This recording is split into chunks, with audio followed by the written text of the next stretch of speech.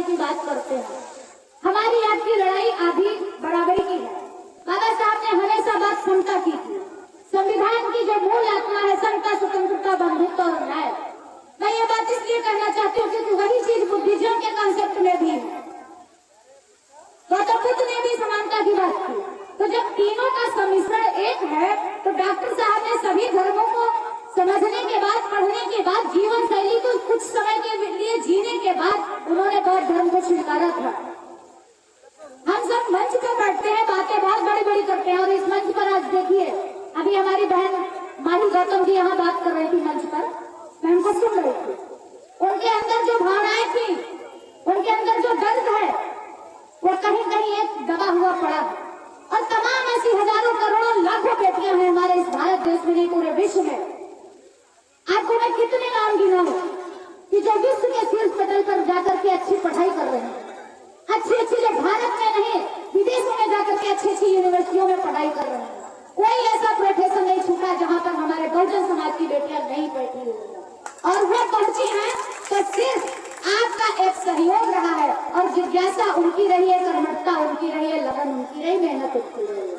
तो मैं उन सभी बहनों को भी मैं बधाई कहना चाहती हूँ इस मंच के माध्यम से कि आप एक अपनी लड़ाई को इस देश के अंदर वो आवाम बन करके, वो आवाज बन करके खड़ी हो रही है। तो कहीं कहीं उसकी भी देन जो है वो बाबा साहब की ही देन है, वो किसी और की देन नहीं है। हम ठेकेदारी लेकर बैठे हैं अपनी बच्चियों की कि हमारी बच्ची IAS बनेगी, हमारी बच्ची PCS बनेगी, लेकिन हमें ये देखना चाहिए कि हमारे बच्चे का माइंड का IQ लेवल क्या है, उसकी क्षमता क्या है। हमारा नौजवान बच्चा वो किधर जाना चाहता है, इलाहाबाद भेज रहे, दिल्ली भेज रहे, लखनऊ भेज रहे, बड़ी बड़ी यूनिवर्सिटियों में पढ़ने के लिए भेज रहे। पैसा तो हम जिस रिसोर्सेस से कमा करके उनके ऊपर खर्च कर रहे हैं, क्या वास्तविकता में वो गुणवत्तापूर्ण शिक्षा को प्राप्त कर पा रहे हैं? किस तरीके की उनके साथ जातीयता उन संस्थानों में होती है, हम इतनी जल्दी भूल जाते हैं। रोहित बेमला जैसे हमारे साथी की एक संस्थानिक हत्या, हम इंद्र मेघवाल जैसा बच्चा हमारा जो आज के दौर में जो हम कहते हैं कि हम पूरे भारत की तस्वीर बदल रही, भारत में विकास हो रहा है। इंद्र मेघवाल बच्चा हमारा 9 साल का बच्चा जो है मटका छू देता है पानी के लिए, उसकी हत्या की जाती है मार मार करके। हम किस गफलत में जीते हैं, किस लिए राजनीति करते हैं?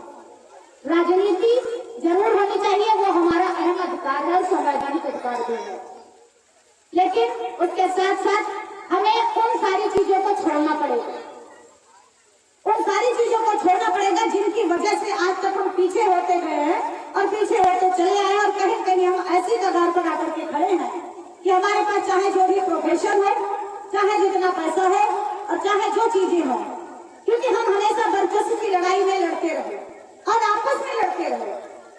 जब बाबा साहब ने अस्पृश्यता की लड़ाई लड़ी थी तो उस समय भी यादव, भंगी, चमार, खटीक, मुसहर, धोबी, जितनी भी आम जाति की जातियां थी सभी की तो लड़ाई थी। फिर अपने बीच हमने एक कैटेगरी और बना ली कि नहीं यादव फला से बड़ा, नहीं खटीक उससे बड़ा, नहीं मुसहर चमार से बड़ा। ये जो बीच हमने बोला है तो काटेगा कौन? हम आज भी अपने अपने बीच में रोटी और बेटी का रिश्ता नहीं जोड़ना चाहते, हम रोटी बेटी का रिश्ता नहीं जोड़ना चाहते। एक दूसरे के सुख दुख में कब शामिल होंगे? जब हमारी आपकी थोड़ी सी बनती होगी, हम आपके पास थोड़ा सा जान पहचान रखते होंगे, तभी। सबसे बड़ा काम हम लोगों को सामाजिक जागरूकता में अब ये करना होगा, आत्मसात करके करना पड़ेगा कि संविधान की जो उद्देशिका है, जो प्रियम्बल है, जो बाबा साहब ने ड्राफ्टिंग की थी, उसके एक एक शब्द को विश्लेषित करके उसको पढ़िए, सुबह उठकर पढ़िए, शाम को सोने से पहले पढ़िए, अपने अपने घरों में बच्चों को पढ़ाइए और संकल्प के साथ डेली एक जो है बाबा साहब ने जो 22 प्रतिज्ञा ली थी, हर एक प्रतिज्ञा का कोशिश करिए कि आप कैसे अपने जीवन में उसको आत्मसात कर सकते हैं। मुझे आपने ये मौका दिया बात रखने का, तो मैं ये कहना चाह रही थी कि जब डोगरबाई ने वहाँ पर सम्मेलन किया और